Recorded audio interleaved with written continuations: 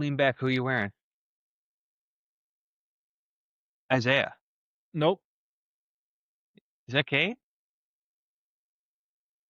Huh. Rodman. Fudge.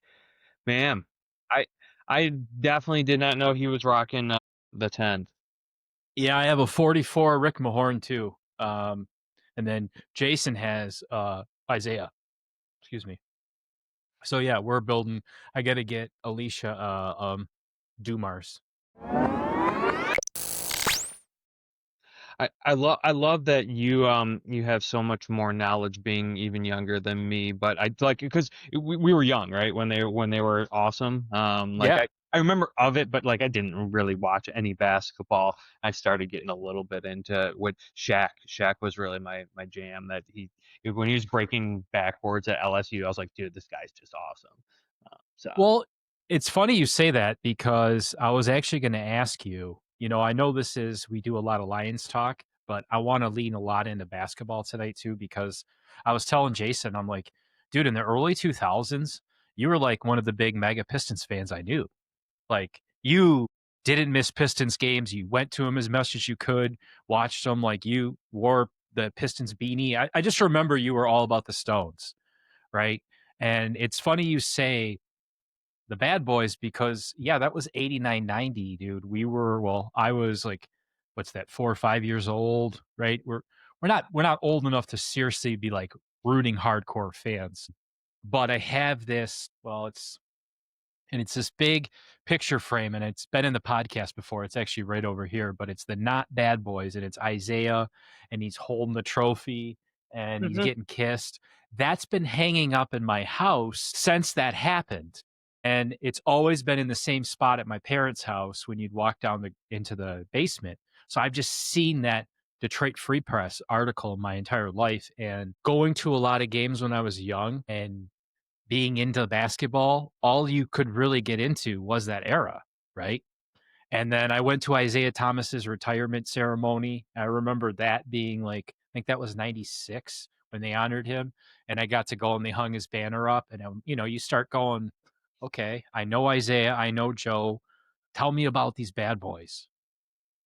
I feel like when I first even was paying attention more to them, it was right when Grant Hill came out and they redid Mm-hmm. the logo, which I saw they just brought that back.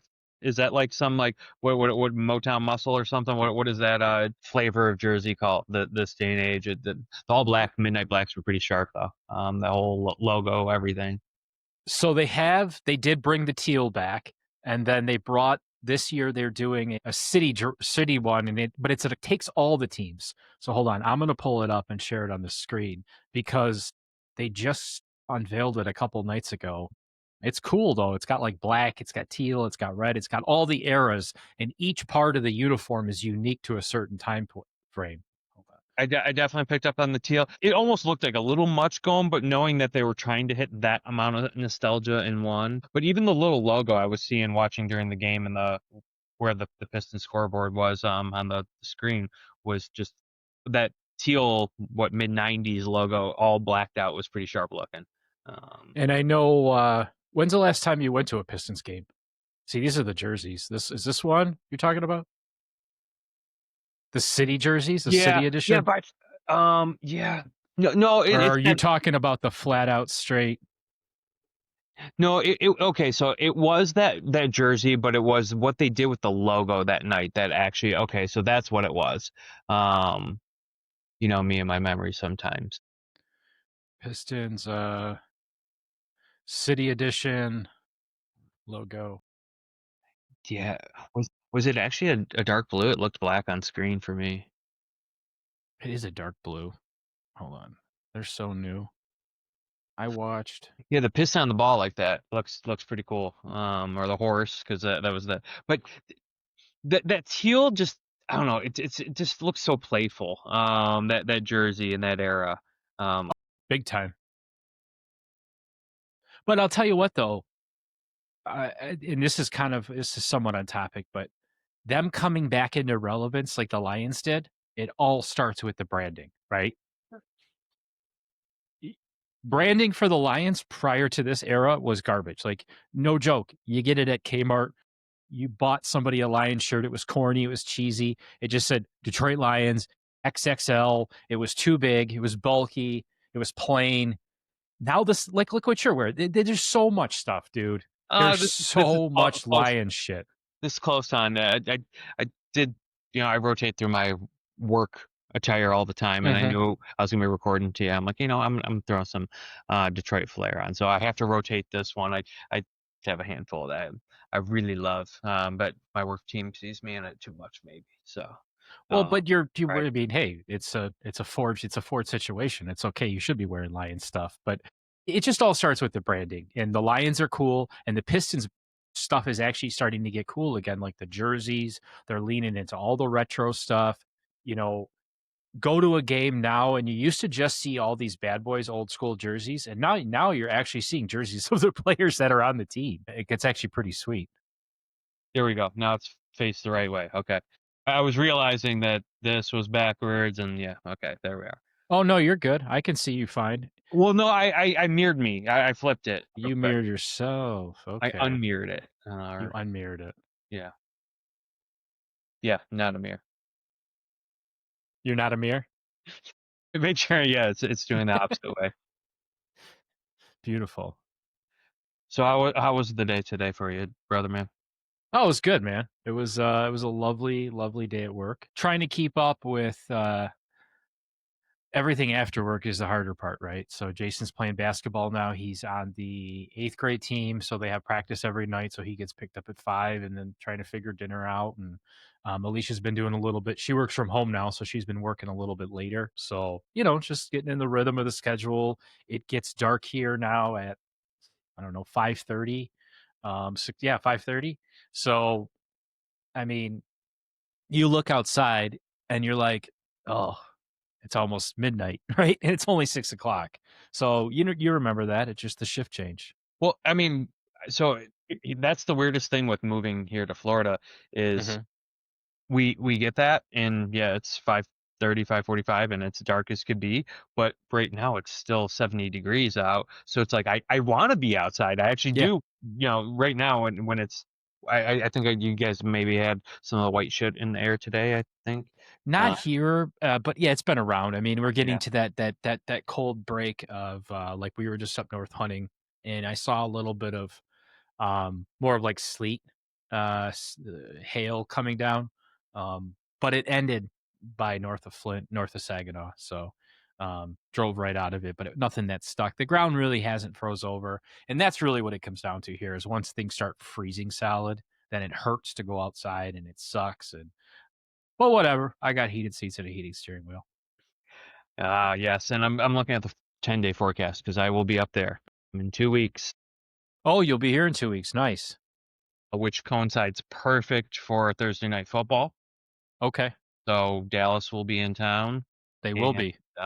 yeah, we'll be going with father-in-law and rooting them on. I'm excited. Nice. First game I'm gonna get to see. I was supposed to be in town a whole bunch of times this year, and the other two work trips, business plans reconfigured, and stayed here. So only getting one Oh, of so you didn't have to come in all those times? no. I've only like 3 times this year I've been up, so it's No shit. been pretty minimal on the work front. But I was supposed to hit. It would have been opening game Chicago, that Monday night, Tampa, and then this Thursday night with Dallas, which obviously it worked perfect not being out the weekend. Don't even have to like change any of my flight plans or make anything extra weird scheduling wise. Well, I didn't even think about that. That Thursday night game is here. And it's really smart if you look at how they did the scheduling, right? Because Dallas and Detroit always play on Thursday night, which I mean, Yep. going from Sunday to Thursday, I mean that's so freaking hard on those dudes to only get a couple days rest on their body. But both teams now get to go Thursday to Thursday. They get that full week at least. So there's no Yeah. advantage, disadvantage of that. Like, if Detroit had played on Thanksgiving, gets a week and a half to recover, and someone else has just come out of Sunday. Um, you know, the good things that they apparently work in when they do all the schedule making. So we're gonna have to see though Ooh, shit. That's going to be an interesting time because what week is that? We're in week 11 right now, so that's week 13. Well, I'm curious what you're going to see Dallas. What Dallas is going to show up at home against Philly this week? That's Well, that's a big game. My pick'em league. I sat there for a week minute, 14. and I for multiple reasons I wanted to pick Dallas, but them being at home, divisional game, it being a chance because a lot of people on the pick'em league are going to go Eagles because obviously they're way more dominant team. Dallas has been very Dude, Dallas is trash. They are, but they looked good against a terrible Raiders team. Dude, you and I could play a terrible Raiders team. I really don't understand how they don't just return that team to Oakland or return that team to California because they don't belong in Las Vegas. It's It, just not an it, option. but it's just look at it as revenue, money, man. I I mean, know. now people when they go to Vegas, they can go catch a game. It's another amenity and novelty to add to the allure of Vegas. Vegas is That's really all it is. You're right. It's my a novelty. I don't want my football team to be a fucking novelty. I want them to be serious about building a contender. And you got a clown show that they're going to be building out there. So whatever. Hey, it is what it is. This league, actually all the leagues are ran by Vegas. So there's to no surprise, right? We saw that with the Lions game last week. You had a game where the over was like, I don't know, 45 and a half, 40 something and a half. The whole world bet the over on that game. And you saw two teams that should have been a pretty good offensive game, right? Even with the wind, you saw it was just what the fuck it was. A weird sloppy, manipulated, strange game where the only winners were Philadelphia and Vegas. Vegas won big on that game, dude. And you look at the Lions 2 years ago, we went hard against Vegas, and we literally cost them shitloads of money. And I'm telling you, that was the year that we were going to go to the Super Bowl in San Francisco, and they're punishing us still from that. And you'll never be able to convince me otherwise until I stop seeing the bullshit I see in the NBA and in the NFL. Because right now, pass interference and traveling are the same thing. They are. You know it. call it as you want it. Call it as you want it, as you see it. It's just every time they throw the ball, do you not wait and see, oh, was that PI? Oh, is that PI? They're going to call PI? Like I'm like PTSD. Not even that. I'm just programmed to think, oh shit, they threw the ball. It wasn't caught. It doesn't matter what the contact was. There's a 50-50 chance they're going to call pass interference. Yeah, and I mean, obviously, they've put so many things in the way that they can make very game deciding Yeah, calls. that's a big call. That is not that used to be when you got PI, you're like, fuck, right? But it was clear. And obviously, we wanted to see them have one more shot with the ball. In all reality, what we saw that night, it would have been Exactly. But not likely either that we way, would have done very much with that. I mean, we may have been 0-6 on fourth down at that exactly. point, but I mean that whole game just was an absolute domination of the Eagles front four. I mean, It was. I mean they were just insane what they were Their able front to four do. is better that game. I mean, And that's it. if it wasn't pressure that they were putting on them, it was batting down a ball. I saw the earlier 5 balls between, what was that? It was Carter and who else got a couple more. Hargrove, I want to say. What was it? No, they got in the passing lanes. They knew it was pressure in it passing lanes. They knew if they could just disrupt the rhythm, which, hey, Jared Goff is one of the best quarterbacks at being blitzed. So it's not that. So they know put your paws up. They probably studied exactly where that ball's coming out on certain plays. It's okay. I get it. Very conducive to the way we lost before, where if our offensive line isn't playing their best game, we don't win. yeah, Okay, that's not a hard statement to stand by. And for all the guys that want to trash talk Jared Goff, that's a statement with all football teams. If your offensive line is not protecting your quarterback, you don't win. Kansas City lost a Super Bowl like that, right? And they went out and said all the money's going in the offensive line and won a Super Bowl. So it's It's not this weird concept. It's just we're a part of that. That's where we're at right now. We're a team where we're still wet behind the ears when it comes to these big games. And that's not just from our players. That is from Dan Campbell, right? It's just our organization. It's fun when we go to these towns in Washington and we beat up on these teams and we show up like a crazy fan base. But then you go to the big boy fan bases, right? Now, Kansas City, we do a really nice job of showing up there. But Philly and Philly as the main one, I'm telling you, man, it's gonna be hard to bully that team. It's gonna be hard to bully that fan base. It's gonna be hard to win against them when you're looking at a margin of error of 0.1 and you're playing with a margin of error of 28, right? It's like you have to be perfect when you play Super Bowl champs. There you go. So did you know Dave Phipp used to coach over at Philly? I did not know that. He's our special teams coach, right? Yep. So he used to coach there, and they were interviewing him last week, talking about it, and his family was going to be at the game, and he said that he wouldn't even have his family show up in Lions gear because how I think he said crazy the Philly fans are. They're nuts. They're awful. They're terrible fans too because I posted a video and they're sitting here acting like a victim. They're like, "Oh yeah, man, you're seriously saying that the Philly fans are like favorites? We've been the what are they like? We've been on the bottom of the league and nobody's liked us and we haven't won." I'm like, "Hold the fuck up. Hold the fuck up. You're the bot. Do you remember from 2000 until now, from Donovan McNabb to LaShawn McCoy to Teal, my entire since I got into high school, it was all Philadelphia. Fucking are you kidding me? The last 25, 30 years you've been super relevant. Plus you were relevant in the 80s. You know, Fran Tarkenton and all these other whatever. Fuck you, Philly. You've always been relevant. Don't tell me you're some Cinderella story. No, definitely not. No, No. Kansas City, maybe. You know, they're in the middle of nowhere. I get it. But Philadelphia, dude, if you're gonna play the preview to the Rocky movie, the Rocky theme song every game, you're not irrelevant. You know, it's crazy though. Maybe irrelevant to larger herd markets outside of those ones, but now being in Jacksonville market, Yeah. there's one sports team here, right? There's the Jags. If you want to go Yeah. basketball, my closest one's gonna be Orlando, 2 hours away. That's true. If you want to go hockey, you're going Tampa Bay or down to Miami. Obviously, they've been pretty relevant more recently. Yeah, and will always be. Baseball, you're getting to those same areas, Tampa, Miami. So like it's that, or you can go up to Atlanta, 5 hours Well, away.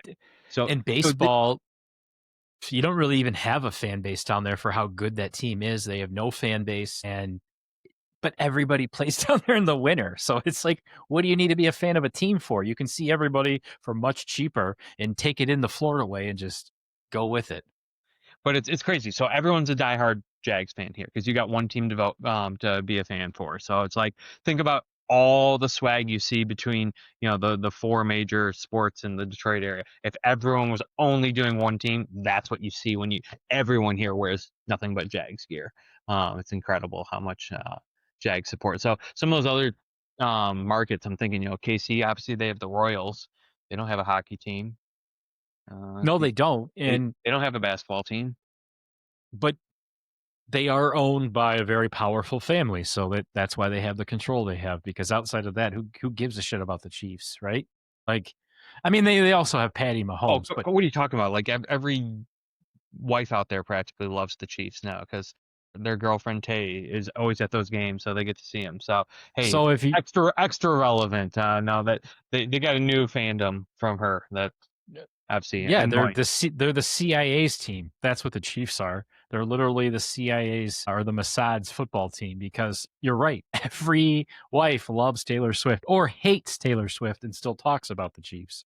so the watch just be like, oh, look at her motherfucker sitting in their press box with all her Yeah, friends. get in hater mode and make it relevant. And that's the one thing I'm telling you right now is I'm really glad we don't have a lot of that on this Lions roster. So Hutch could easily be a Travis Kelce type of player, right? He's a very smooth talking, personable guy. He's not your typical defensive end, but it's really nice to see we have a really grounded team.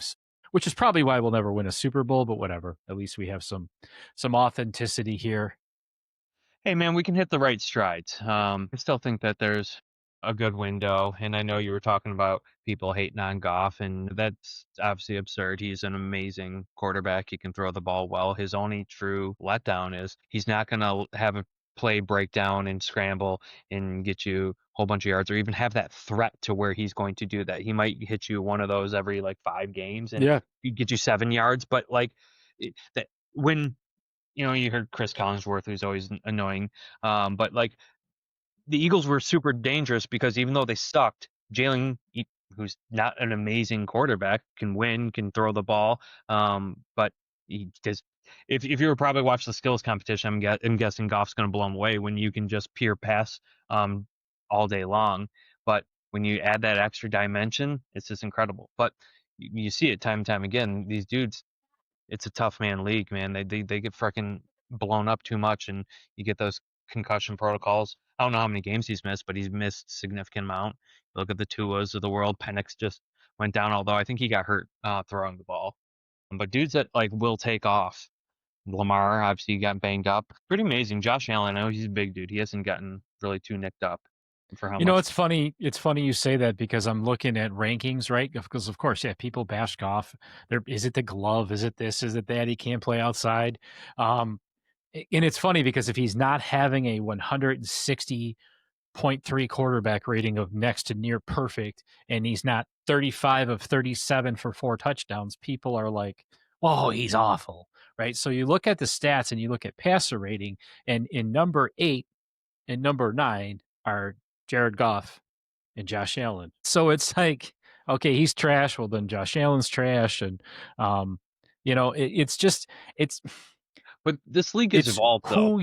it's who you are and what system you're in, and we have the right system for him. It you cannot, if the offensive line is going to crumble, and you have a quarterback who is very rhythm. Brady was the same fucking way. He wasn't going to break off the pocket, right, and scramble and get you yards. Tom Brady, and I'm not saying he's Jared Goff, but same style. He's going to step back. Everything's timed. Everyone's supposed to be in a certain spot. Tom Brady had amazing offensive lines who protected the shit out of him to let him dice up defenses, pre-snap audibles. But dude, if Tom Brady doesn't have that and he's getting smashed all the time, that's what you're going to get because that's the type of offense he runs. So, oh well, right? You're calling out a red car that's red. That's the fucking way it's supposed to be. Our But offensive line failed him. yes, but the game has been evolving, right? From the pure pocket passer. 100%. You don't see too many of those teams overly thriving. You know what? You got LA with Stafford still doing very well. Sam Darnold is somehow miraculously still like able to win games right So now. you just named 2 guys, right? Okay. I named you number 9 and number 8. Sam Darnold's number 7 and Matthew Stafford's number 6. That's right in line with the top quarterbacks right now.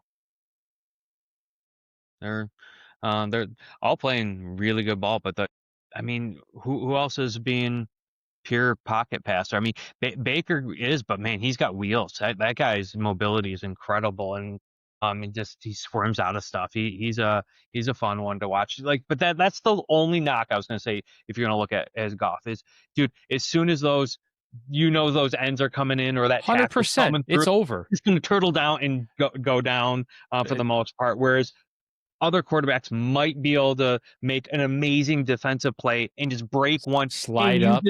and then you just bought yourself a new set of downs usually because Mm-hmm. because all the DBs are gonna be running away from you as they're doing So that. But let's do this. Let's take a quarterback like Caleb Williams, who's so much better on the scramble, and they're trying to get him to stop. And they're trying to say, okay, we get you could run with your feet, but man, you'd be so much better if we could bring you in and get you to do some of the things that pocket passers do. So it's a two-way street, right? that's probably two points because you can get way more routine with your timing, right? And your Yep. mechanic and just get down, and you can actually. And Ben Johnson wants to run and call the play, so that's going to be all about timing there. But it's the other parts, the longevity, man. Those dudes, you can only take those hits for so long until you're going to be out for a few games. Look at Dart, right? Dart was doing freaking awesome, and he's already gotten blown up a couple times. He's And dead. same thing as what Scadaboo, right? These guys, Dead.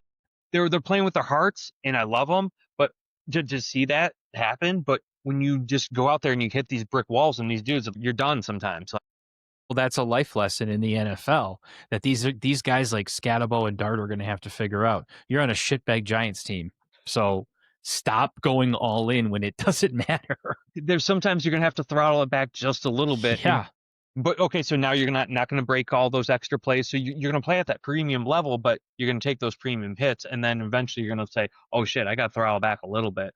you have to. And So a good example of a team who, that was listening to Mike Valeni on the radio talk about how Ohio State finally figured out as a team how to ride the throttle at the right time. They don't go all in at the beginning of the season like an Indiana team or, and that's what I'm saying with these Lions, right? And that's what a lot of these teams are about is it's longevity into the playoffs, right? And I see a team like Kansas City, Adam, right now, who's 5-5, and I say, don't doubt them out. If anything, I think now they're going to go to the fucking Super Bowl because the second you start doubting out a team like Kansas City, Patrick Mahomes goes, "Yeah, just let me get to the playoffs and I'll do my thing." Like he has such a calm demeanor of like, you guys, it's not about winning everything in the regular season. It's about getting into the playoffs healthy and understanding how to, like you said, throttle up at the right time. another game that's gonna really intrigue me this weekend, Casey's going up against Indy, and Yeah, that's a good one. I know Indy's been playing some good fundamentals, but I still think that there may be a little fraud case possibly. So I'd love to see them go into Arrowhead. I'm pretty sure I did see that. Yeah, it's at NKC this week. I'm looking at these quarterback stats, and this name that just is in literally every top 3 stat is Daniel Jones, man. And you want to talk about a quarterback who found the right system, and kind of like a Jared Goff story. He switched teams and found someone who believes into him and kind of divines and says, "Okay, that we just need to put you in the right system." Holy shit, man, that boy is playing some phenomenal ball. And Indy's a fun team to watch. And I missed Indy being relevant because they're Indy, right? Like they should be good at football, but they're not an annoying big market team. They're a blue collar grind out. You want to root for them. Jonathan Taylor's a great back. The ownership situation's great. How she's literally like, I want to know everything. I want to be like part of this team, kind of like Sheila Hamp Ford did, where she's like, I just want to be involved. And look what it does, right? Her dad, God rest his soul, was an alcoholic who spent most of his time chasing hookers. Look what that got him, right? He peaked at Peyton Manning, and after that, I think he smoked crack too, but whatever. Yeah, fucked up situation. So that game on the docket this weekend really that and Dallas Philly are two just exceptional games that are going to be on this schedule. But that you're saying okay, don't doubt the Chiefs, but if they don't win this game, their shot to even clinch that 7th seed is going to really be looking shaky. I was just peeking at the rest of their schedule. I mean, they do go to Dallas. Okay, they can win that. They can win at home in Houston. They got the Chargers, very winnable. Tennessee. Um, maybe they'll show up the C squad, let them win that one for them, and then they wrap up 2 divisional games with Denver and Vegas. But so winnable games. Denver obviously being the toughest one probably left in that schedule. So if they don't do this Indy game though, they're what do you got? You got 1, 2, 3, 4, 5. You're probably coming out 11. Hmm. So 10-5, 11-6, or no, sorry, 10 and went the wrong way with that one. 10-8. So 11-6. That's a pretty good record, right? 11-6, pretty good. But Right. So like, but look at the competition right now in there. Um, Hold on, you're looking, and I'm off. What am I talking? 17 games, 10-7. Learn your math. Um, didn't looking at things on the fly. But you look at the way that division is right now with Denver, New England, and Indy, all with 2 losses. Then exactly. you look at the rest of that. Jacksonville is in that 7th seed, sitting at 4. Here's the beauty of where we're at right now in the NFL, right? And this is what some of these experienced teams like Kansas City, they're going to show us when we watch this episode back in a couple of weeks, is that first half is just practice, right? Like you look at a team like them and you see the next half of this part of the season is when they throttle it up, right? Because New England, you're a brand new team at winning. You're about to be humbled up, right? These streaks for Denver to sneak one by on a field goal. You think they're going to let you do that at the end of the season? No, Kansas City's going to punch you in the fucking throat, right? It's kind of like you have Andy Reid and some of these coaches who are used to play Nick Sirianni, and they're saying, "Yeah, guys, you still haven't figured it out yet. Like the season's just starting now." Like, and that's why I want everybody to calm the fuck down, because if you look at the Lions situation right now, I mean, we kind of said this was going to be a, I don't know, 10, 11 win season, and that's where we're headed right now. I mean, that's the reality of it. Yeah, I mean, everyone's going to say after you go 15-2, anything less than that is a letdown. But you look at the strength of the schedule. There was no way they were going to even come close to having that type of repeat. And No. he's looking now towards that longevity. We need to be in the long haul here. Number one Yep. seed, great, but it didn't do it all last year for us, and we paid the price by not having a defense left to go into that game. So here's a prime example. The Bears, they're first in the NFC North. They're winning all these games in fun little cute ways like we used to. Here's their schedule. They go play the Steelers. Well, Steelers come play them. Then they have to go play the Eagles, right? In Philly. Then they have to go play Green Bay in Green Bay. Oh, that is a Friday game, yes. Then they have to play Green Bay right after that in Green Bay. Then they've got the Browns, who will, at that point, just be trying to win to ruin your fucking season with Shedeur Sanders. Then you've got Green Bay again. Then you've got the 49ers that you have to go play out west at 8:20. So that's a rough fucking ride for a team who is barely beating teams with field goals. Like, good luck having all that mojo with all the teams I just mentioned, right? Because at that back end of the schedule, if you're a shitbag team, you're not giving up. You're trying to piss somebody off and ruin their season. For the most part. So you take a team like Chicago, and I look at the back end of their schedule and I go, geez, if I'm a Bears fan, I'm like biting my nails right now. How long can we hold on to first place? Yeah, you're doing their stupid saying bear down. I was telling Janess that the other day. Like, doesn't that What, just did they sound do like bear down? Yeah, like that's just like it sounds so wrong, like Black Hawk Down or something. Like, Yeah, like we're failing. We're broken. Bear I, down, help me up. I understand it. We're going to bear down. I understand. Yeah. Like what we're trying to do there, but considering it could be easily misinterpreted, I would go for something else. I like grit. I even like salty. Which salty is kind of funny because like obviously you got to know salt in the Great Lakes, but we can have that Used to. salty taste in our mouth. Used to be salt here in the Great Lakes, my friend. How many years ago? A lot of years ago. Not in our lifetime. lot. I think it was before the Bad Boys, right? It was way before the Bad Boys. It's before basketball was a sport. But shit, you look at the Minnesota Vikings. They're in our division, obviously. They're fourth right now and not a big threat. Dude, they have a nice schedule for them to kind of put a couple meaningless wins together. Now they got to play the Packers. Then they're going to go play the Seahawks, but they get the Commanders. I still think they can beat the Cowboys. I think that anybody can beat the Cowboys. And then they're going to play the Giants, and then they finish off with us. So, like, they have enough time to kind of piss us off enough. I think the Bears have enough time to get simply humbled up. And we have enough time to seal things off and show that we're a more seasoned team at this, right? We're not all about winning the regular season and 15-2, and we're going to have a parade for 15-2. God damn it. It's this year to me, it's just like, you got to win the second round. You got to make it to the second round, obviously, but I don't know. Yeah, but our schedule's obviously no slouch either. I mean, Nope. we still have some tough games ahead of us. Well, we got the next game. So I'm actually going to this game. This is actually going to be Alicia's first ever regular season real Lions game, right? So she's never been to this. And It's the Giants versus the Lions. Dude, the Giants are awful. They're struggling. They did have a little bit of love with Dart and Scatterbo, but he's out. So is Scatterbo. We're gonna be going back home trying to say sorry to the fans. And we're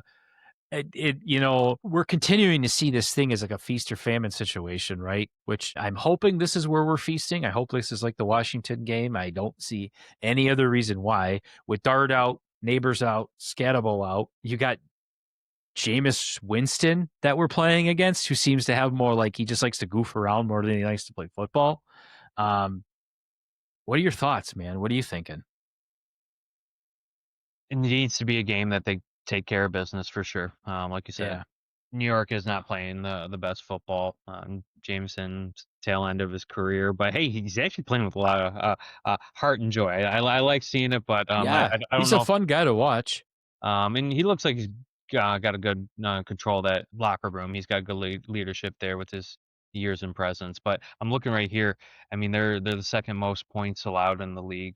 300 next to Cincinnati's at 334 here. I mean, Detroit should be able to put up a lot of points. We're at home, right? I don't know who it was. Jared Goff loves Dome. I saw that the other He day. does love Dome. Yeah. Some commentators said That's pretty funny. he tried to go That's back. pretty Like good. loves to play in the Dome. Yeah. But no, I mean, we're an indoor team. We simply are going to thrive there at home and should be able to take care of business. A little bit of a trap game of sorts in that regard, but take care of business. I think we're hopefully getting a few more dudes back off of injury. I didn't look at practice report. No, that's tomorrow. It's not Wednesday already. Yeah, I know that's the thing with doing this on a Tuesday and then releasing it on a Thursday. I don't have that prestigious timing with the injury report I did. because even with the money Yeah. line right now, it's like they're opening it at minus 10.5 Lions, and that's going to change a little, but that's a big fucking line, 10.5. Whew, that's a lot to cover. But That's a I lot to mean, cover. but that should be how favored you are. I mean, you are at Yeah. home against a team that has Yep. been obviously letting up a lot of points. Well, and let me tell you what, the line's at 49.5. So with a team like New York who doesn't have an explosive offense, are they saying, do you think the Lions are going to put up 49, 50 points? Like this could be though. It could be, I don't know, it could be a 44-3 game, but that's crazy, right? So I'd probably stick away from any spread or probably yeah. I don't know if I like that. That over is pretty high overall. So and with New York not really being proven. Well, New York, they've lost 11 straight road games too. And the Lions are 8-2 against the spread in their last 10 games as a favorite. So I take money that's line. why I'm saying when we're not favored by Vegas, get ready to lose. Yeah, it's just No, I don't know. that's gonna be some player props. Wait to see what those come look like when they come out. I don't think anything should be out just yet. Haven't looked Well, yet. right now we can look at injuries and just assume it's going to be relatively the same. So Terry Arnold, he's concussionable. It says he's questionable for Sunday's game. Quite honestly, I think Amik Robertson's doing a better job. Kirby Joseph, please come back. We don't really need you for this game, quite honestly, but please come back for the Cowboys game. I need you to pick off Dak Prescott and that Packers game. Well, he's what? Did his four? They threw him on IR, right? Kirby? Yeah, I don't think so, did I they? think they just threw him on right before this last game, and that Oh, probably you would be son of a game one on his clock, if I'm not mistaken. what Right? the hell? For his knee? Let's see. Or did I have a weird dream? And why am I dreaming about this? Yeah, why are you dreaming about Kirby Joseph being on Oh, the dude, IR? no, it's ass backwards. It's Sammy. That was the Yes. Okay. I'm like, what do you mean ass backwards? You know a Joseph Kirby out there? yeah. Okay, so Sam Laporta was placed in IR Saturday and is out for he's out. So That that's sucks because that Philly game we needed him, but he didn't look Brock right on that. He was open the flat on that fourth down, and he just chucked it to the back of the end zone where I know. Amara had two dudes on him.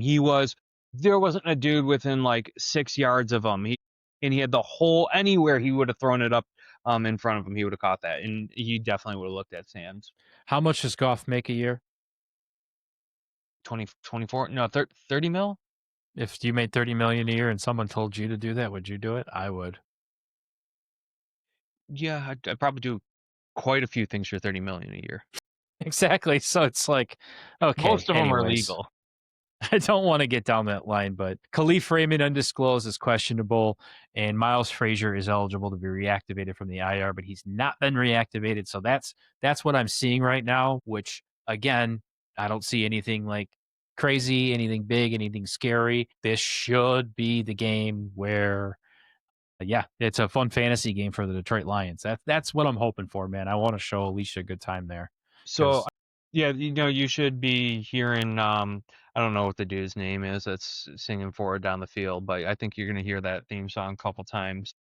you know what's funny about that? That guy who does that forward down the field. Uh-huh. So I found out he was for the last 30 some years he worked for Chrysler and he worked on the line and at JNAP and one of the guys told me they're like, "Dude, he works for us."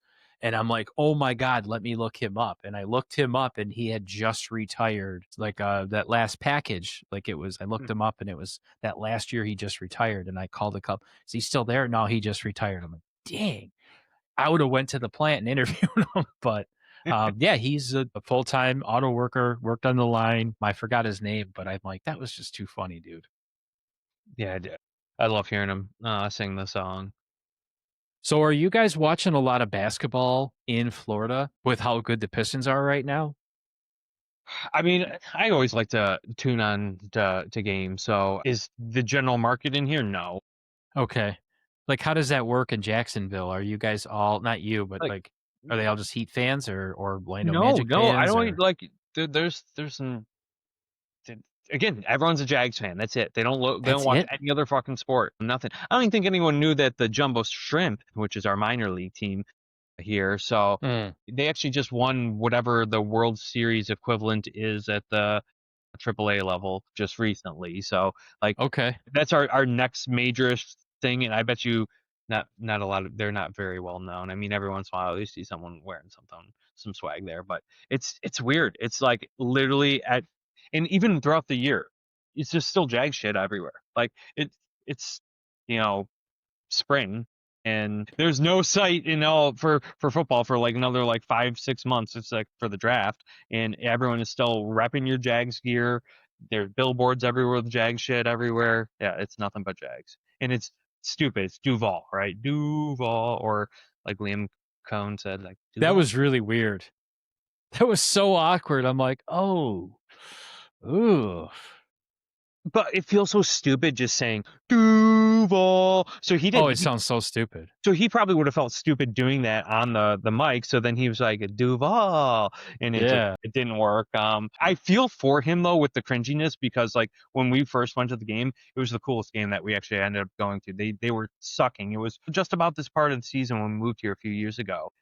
Jeunesse ended up snagging some tickets because I don't know, they were 5-7 or something at this point in time, and Tennessee was running away with the division. I think Derrick Henry was still on the team, and Jeunesse like, I want to go to a game. I'm like, whatever, fine. She picks the last game of the season. Well, Tennessee loses every game till then. Jags go on this tear, and they meet so Sunday Night Football for the what was that AFC South title. And we go there, and I just hear everyone just yelling Duval. I'm like, what is going on here? Yeah, I didn't know, and then had to look it up and understand that some rapper said it one time, and that's their catchphrase. Oh, So, that's why a yep, rapper said it one time. yep, yeah, Jesus, I guess. I mean, not many. I'm sure if you really look back on the history of all catchphrases, they all probably have some shitty story like that of like, yeah, this guy said it and we thought it was cool.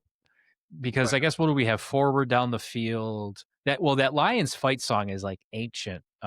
They wrote it eons ago, and of course, forever people made fun of it. But now I love it, man. I really love it. But it's really interesting to hear a chant that's back now. It's Detroit basketball. It's Dude. back. Yeah, People say it again. I just it, got the chills saying it. yeah, no, it's that's one that is an awesome saying. I don't know if that existed before our what like 0304 No, uh that was that role. team that brought that in. Like I just remember going to those games and just that place would just frickin' erupt because that Hum. defense was nuts and they just would Hum. lock down and you would get that ball back. You get that ball back. And it vibrated in there. And I'm not a fan of LCA, and I hated the Palace's parking lot, but I'd much rather watch the basketball game at the Palace. It just was bigger, it was louder. What are Whoa, you, an whoa, whoa. LCA guy? Wait, no, no, no. I mean, I have to be because my sister works there. Oh, that's true. So yes, but I'm more so pausing, and we got to rewind. What is wrong with the Palace's parking lot, bros? The Palace of Auburn Hills parking lot was Yes, so obnoxiously big and took you forever to get out of.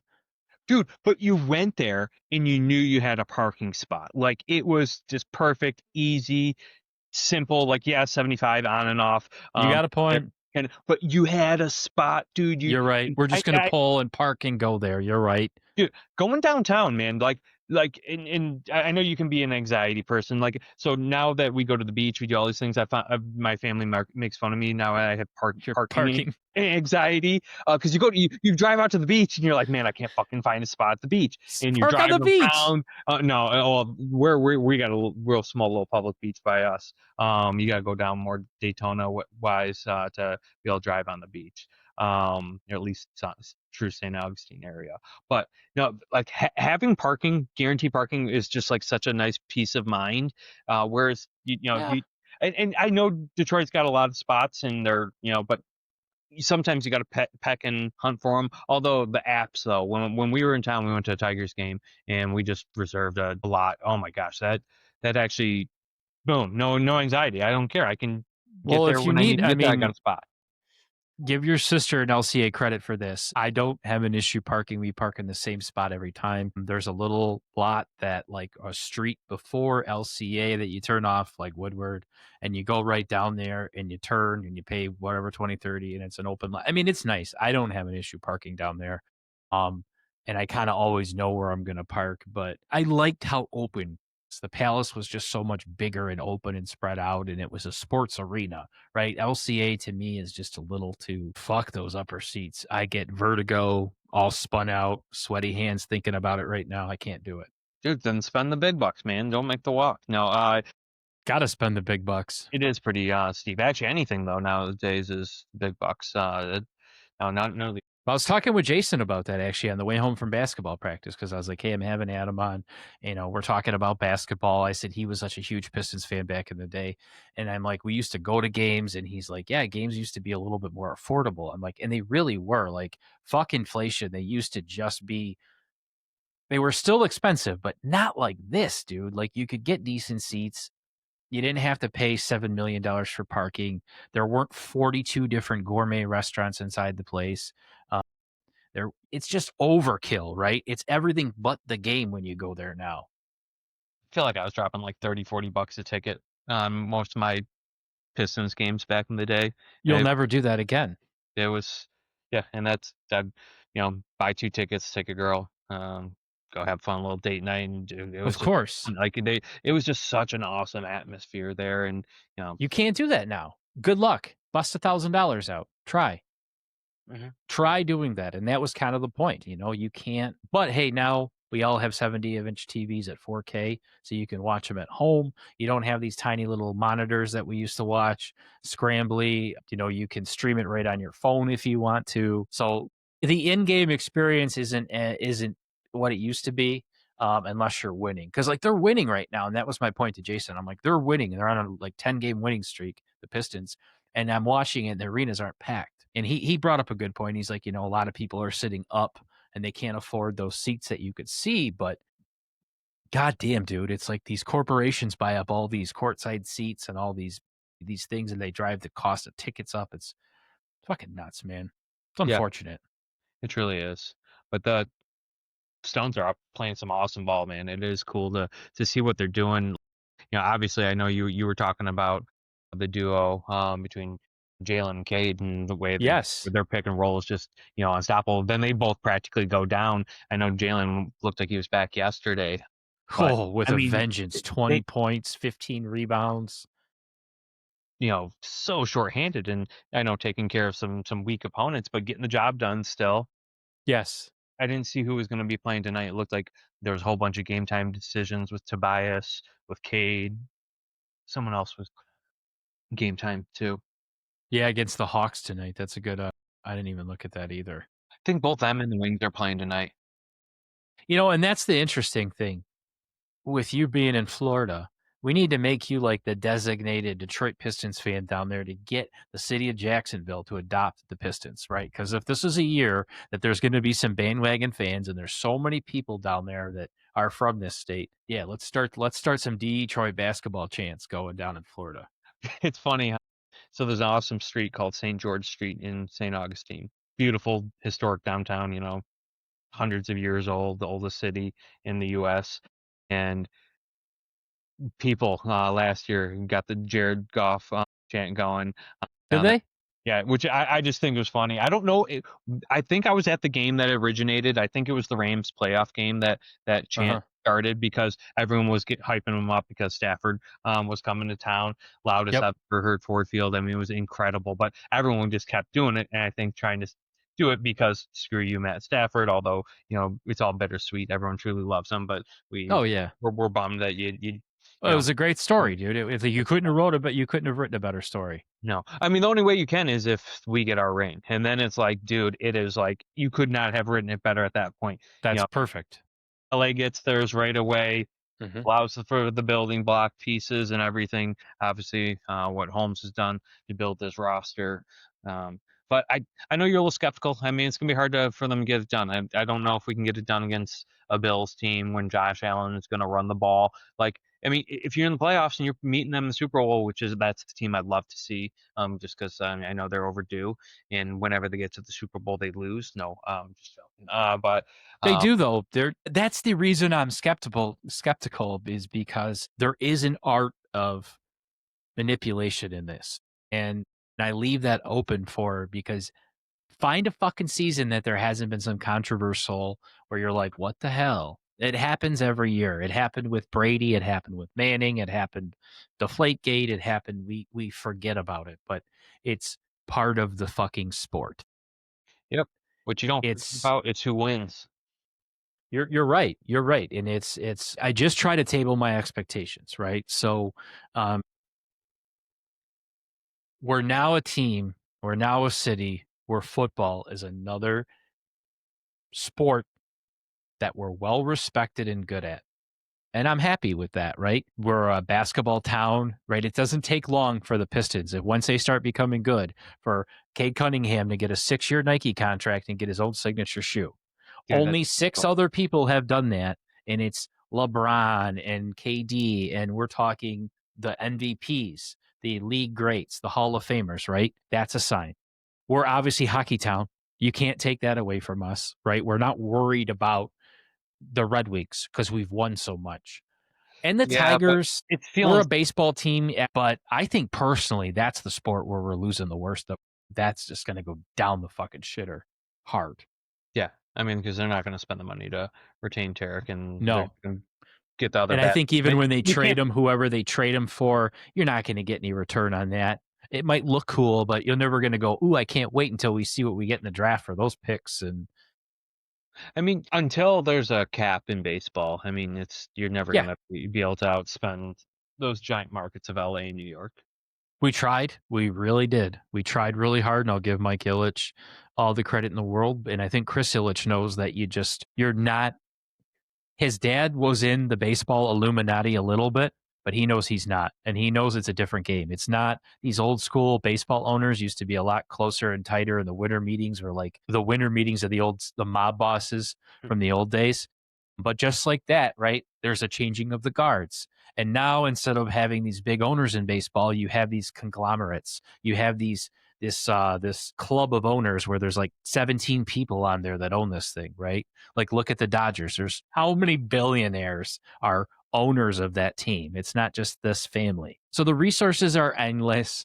The money laundering is great. I'm sure there's some human trafficking tied up into that too. And add the word fentanyl and it'll all play right into itself with the way shit works. But it's just different. Baseball's different. It's such a whether we know it or not, it's getting to be like where we're globally pimping it out. It's okay. Every year we'll just get some mega star from Japan who was built in a lab, and once he finally could play over here, he'll go to Boston, New York, or LA. Imagine how much better he would be if the NL didn't do away with pitchers batting. Yeah. I mean that's like the ultimate threat ever in the National League before they decided to adopt it, which I think it actually did make sense, but except Uh-huh. for a player like him, I mean, he would have just been beyond even more dominant than he already is, which is pretty insane to say. But yeah, we'll continue to rep the Pistons for sure. For me personally, so you're asking, so no one around here does, but I do because I have this awesome brother that has allowed me to latch on to his Strep TV, so I get to watch a lot of content, so I'm super thankful to be able to do that. Because, dude, Good. because they shut down all the Stream East shit and everything, all the other. Yeah. I mean, I guarantee there's other stuff out there which still sucked and was not reliable. So no, now I can be like, oh yes, there's a game on. I can, with a couple clicks on my button, I can Uh-huh. easily watch it. So for me, it's actually been way better. But the one part was pretty cool being out of market. ESPN Plus, since ESPN has a lot of the NHL content, I have been able to watch Wings games very, very easily through that being out of market now. But other than that, no. There you go. I Um, never thought about that. yeah, it was no, so now I got the perfect plugin and reliability. So big shout out to that guy. He's awesome. Good. Yeah. It's got a lot of good different workarounds for all that stuff. Yeah. So what else is good, dude? Well, you brought up the Wings. I'm enjoying a little bit of resurgence in hockey. Um, I kind of fell off like everybody else did. And I was kind of hoping Steve Eiserman would just kind of like get me a Stanley Cup without me paying attention. But apparently I have to watch. Apparently I have to kind of digest this team. But it's a young team. There's Pretty excited about it. there's talent on there, and it's good to see him being relevant. Because I mean, no matter what, it's hard to continue to root and follow a team that just goes and gets obliterated almost every single night. Like, Yeah. you obviously want them to do good, but it's really hard to be passionate and be like, okay, yeah, I'm gonna make sure to turn on this game at 7 today to watch them lose another 4-1. But they definitely are competitive now. Yeah, they're just still really young, and with that comes a lot of upsets too, where they're just going to blow a bunch of big games. And I mean, that goes to anything, but that's just such a brand where, Tom was saying Red Wings fans are fucking nuts. So I don't think that's a fan base you'll ever have to rescue. They're psychos, dude. Red Wings fans are on a whole nother level, and I'm not to that level with the Red Wings. I like them, but to me, it's more Lions and Pistons. Yeah, it's definitely been that way, and probably younger, even more easier to be Red Wings because we were in the Stanley Cup every other year, so it felt. But yeah, It was effortless back then in the 90s. You didn't really have to put a lot of work in. You just knew every time you watched them, they were going to win. It was like, who's going to do more cool shit? I mean, they were so fucking dominant. There was like, it's kind of like when you watch the 2000 Tigers when they had Verlander at his prime, and you like every time he pitched, it was like, okay, this is going to be a shutout. This is going to be this is going to be a no hitter. Like it was just, you took it for granted. I mean, you really did. yeah, just like That's that. the one thing you can't do in football because it's not like that. You really can't take a single fucking snap for granted in football. No, and even these slouch teams, like, I mean, it's any given Sunday when it really comes It down to it. is. Guys are all absolute studs. I mean, to make it to that league, Yes. you have to know what you're doing. And yes, there is differences between the top tier and the bottom tier, and there's a lot in Hmm. the middle. But when it comes down to it, they're all top tier dudes, and they're professionals. I mean, that it's incredible what those dudes can do. And Yeah. it was ever since Madden is what it enlightened me and opened my eyes to football. I think it was Likewise. Madden '05, playing and just realizing like this is immense strategy. This is chess. Hmm. Like it, and that realizing the way that the play calls and the X's and O's really end up being in that game just completely opened me up, and I've really loved the game and the sport since then. But grew up hockey. Hockey was it because again wings were there. Easier for me to just grab a stick and go play with the kids around there. I could always throw a ball, but you know me, I'm not exactly the most intimidating person. So football really, I wasn't always playing too much football. I probably got crushed pretty easily. Well, you know me, I was not a big guy either, but I had a big mouth and I had a lot of will. We played a lot of football with a lot of older guys and it was fun. I wish I could have played, but I was never big enough once to put the pads on and my parents would never let me play, but grew up playing baseball, but I'd have much rather played football and basketball all day. So you might have to edit this one away. I'm sorry, but do you remember? Did you guys on the block? Did you play Smear the? Yeah, oh God, everybody played that game. Like, Yeah. that game probably doesn't exist anymore. I'm Dude, guessing. you know what's another game that doesn't exist anymore? And I don't know, and it just made me pop up in my head was 500. Like, do you remember playing 500? They play a new version of it. I'm trying to. I have to remember what it's called, but they were playing some version of it the other day. I'm like, what? Yeah, I think I threw up one night we were texting. I don't know who it was. Someone just threw up a ball, one of the quarterbacks, and I think I said jackpot or something. You may not Yeah, yeah. caught the reference because Okay. I just thought that's what they're playing. Yes. They That's just so chucked up the ball. The kids are also playing though a whole bunch down here. They play Foursquare all the time, which I like. do they really? Yeah, like that is like one of they'll sit there and just like mess around. I mean, they'll throw around football, kick around soccer ball, any of those types of things. There's tons of kids in this neighborhood. But Foursquare, like they just like to just kind of sit there and play with the little kickball, bouncy ball, and just Yeah, you got to play with the red kickball, but they do like the different type of squares where you have like a king, a queen, a jack, and yeah, because whatever. well, yeah, they up, as you get knocked up and then you Cherry bomb that yeah, motherfucker. yeah. Although this one is No cherry bombs, bro. No cherry bombs. We're not playing that way because no, it's gonna go over the fence and you got to go get it. I remember that big time. I could tell you at Ardmore Elementary where the Foursquare spot was, and there was a good one and a bad one, and the better one was closer out by the bicycle racks, and that's why you'd rescue, boom, cherry bomb all over yep, into the parking lot, in gone. yellow safety paint. Oh yeah, dude, Foursquare is so fun. Did you guys also? Did you guys have one of those big maps on the concrete? Like it was a big world Yeah, you're map. right. We did. It was so worn out though because You probably couldn't even. we followed all the 80s and 70s kids, and they didn't redo the schools yet. But yeah, you're right. Yeah, It was. You're right. On the concrete, there was a map, and then that. What else did we have there? That magic carpet thing. It was just all metal, and it was a woven metal thing that went like this. It was insanely dangerous. dude. So God, just the playscape shit we had was just so awfully dangerous. there are still some out there that I know, even in the state and age, how like safety everything is, that are Mm-hmm. still pretty wicked. Old school. Spinning ones, you could really jack someone up pretty good. All right, last reminiscence for you here. Red Rover. Did you guys ever do Red Rover in the Yes. neighborhood?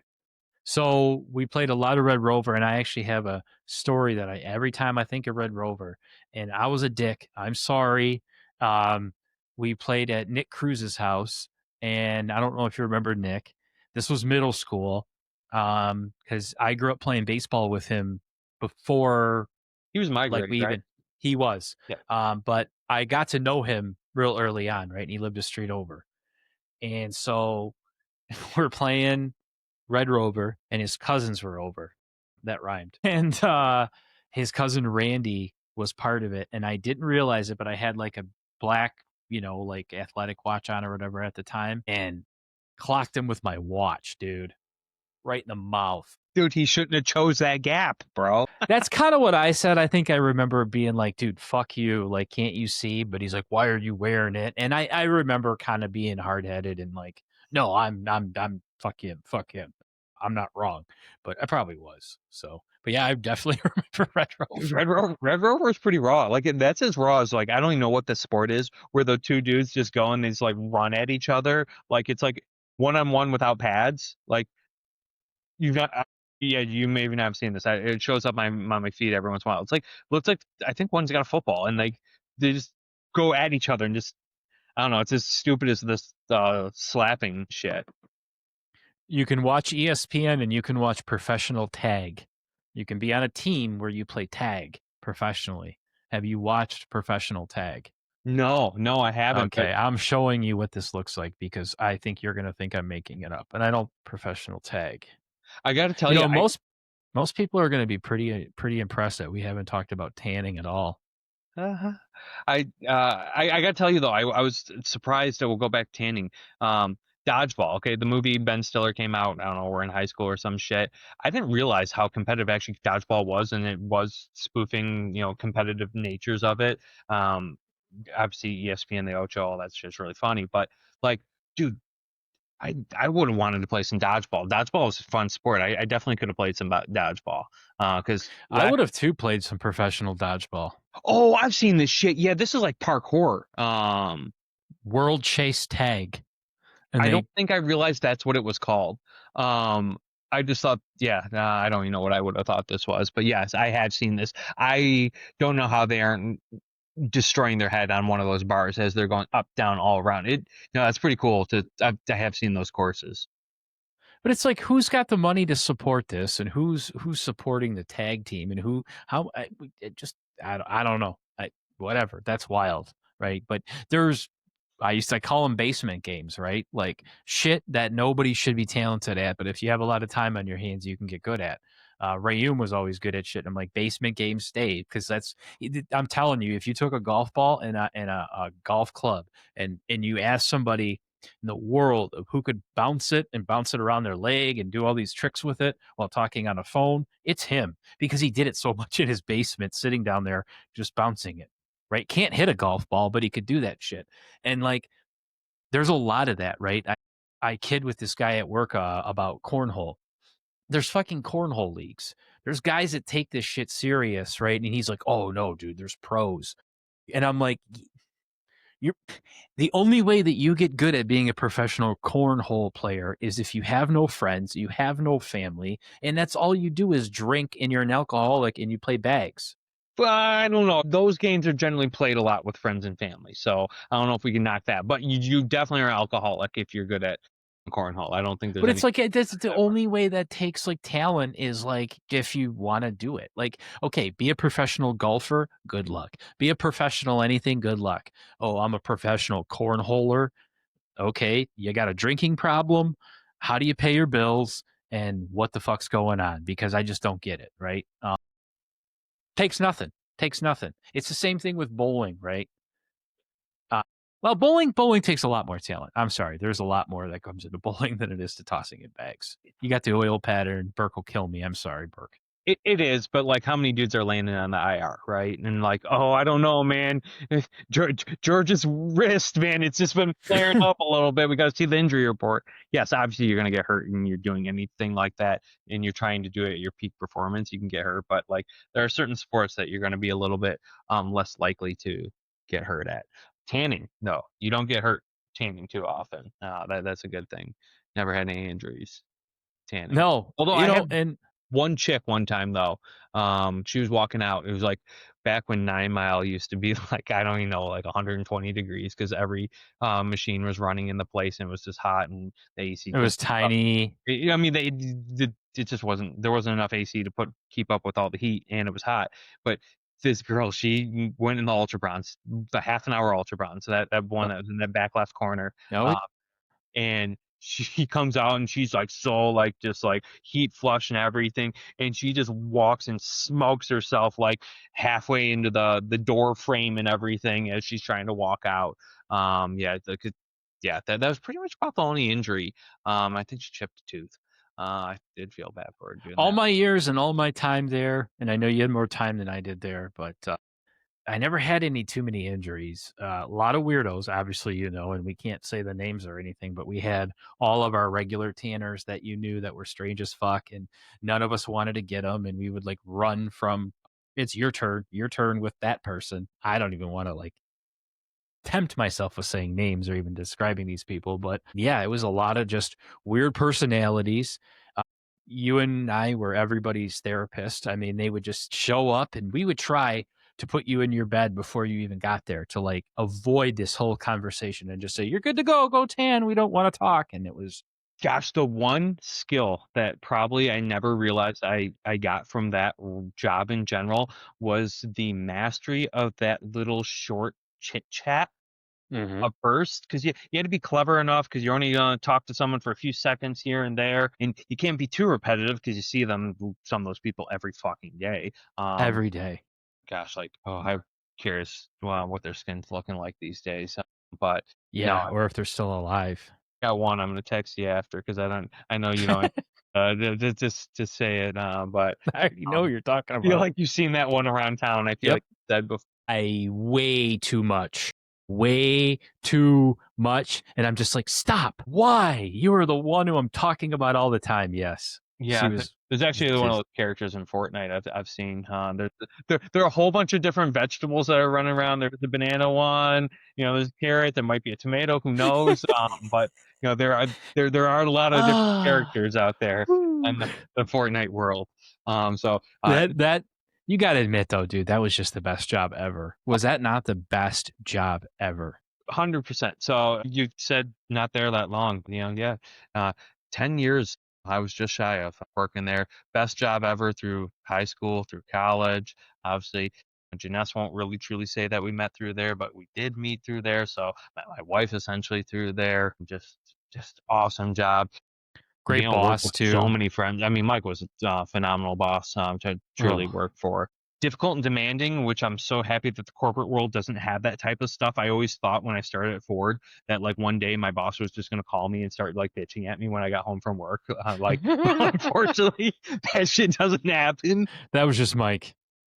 But no, like I learned a lot of good leadership type of just He skills let us run there. the business, man. He let us do Yeah. our thing. Which I mean that has translated into success, in my professional and personal life, and Mm-hmm. yeah, just fun to work with all your friends. Yep. I mean, at one point, I think I had like 10 different friends that were working between the 7 different locations. I mean, there was every one of them. How cool is that? I mean, one of them, unfortunately, we don't want to chalk up that one that might be in prison, but no, there were a lot of great times and people went through that. Obviously, it had nothing to do with that work or anything. No, but you had like we could have made our own TV show in there. You know what I mean? Like you could have done a whole podcast based on the crap we used to deal with. And I know it's not the environment it used to be, but like I keep telling and I keep reminding myself, I'm like, dude, we're in our late teens, early 20s. He gave us the keys to the store. They were open till 10, 12 o'clock at night.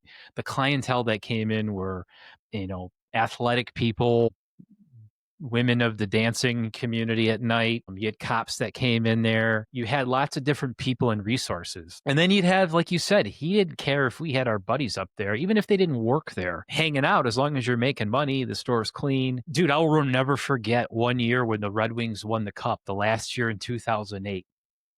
So we had 13 Mile. We were getting ready to close it. 2008, obviously, still flat screen TVs weren't like everywhere. And Mike always prided himself with having cool stuff. And I remember we closed the whole shop down and we got the Wings game going on. And 2 St. Clair Shores cops pull in the parking lot. I'm like, what the hell is going on? And I open the door and they're like, oh, we saw the Wings game going on. You mind if we watch? Not at all. Like, but it was just like a cool place where like that's not going to happen anywhere else.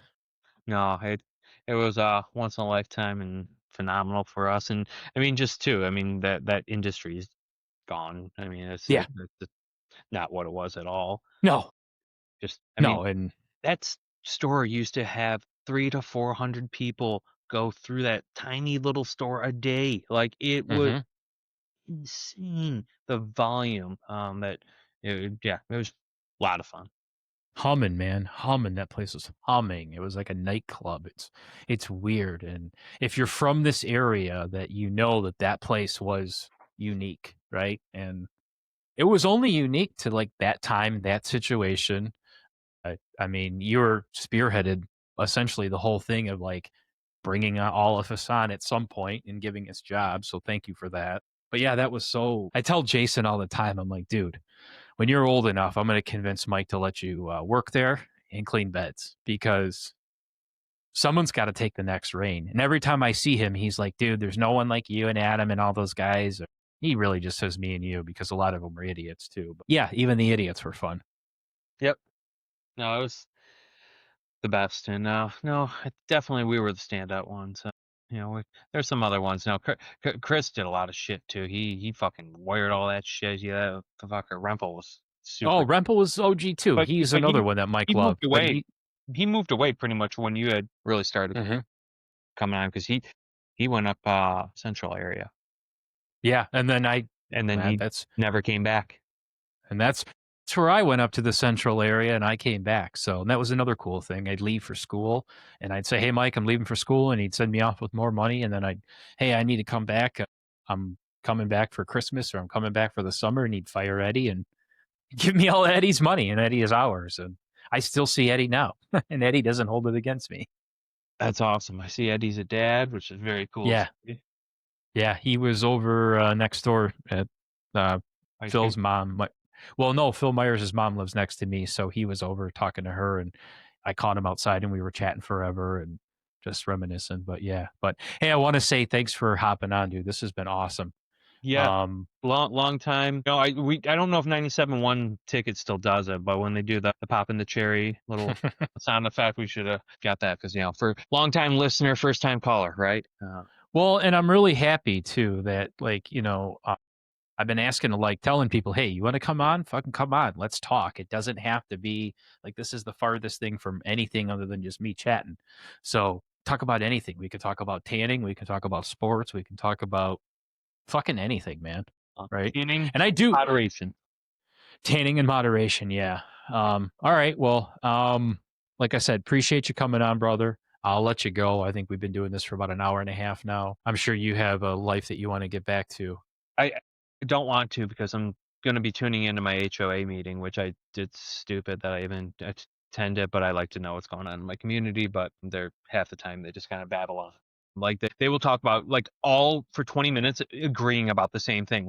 6 different people will all give their input and they're all shaking their head yes to each other. Just topics. They just go around the table and don't talk about anything for too long, which again, so that's what I'm going to actually go listen to right now. So I'd much rather talk to you, but no, it's been an awesome time. I will love to be a guest again, my brother. All right. Well, with that being said, like and subscribe. If you don't, I'll come find you. Adam will come find you. We're all over this place. We're coming for you. So peace. Later. Leave the gun. Take the cannoli.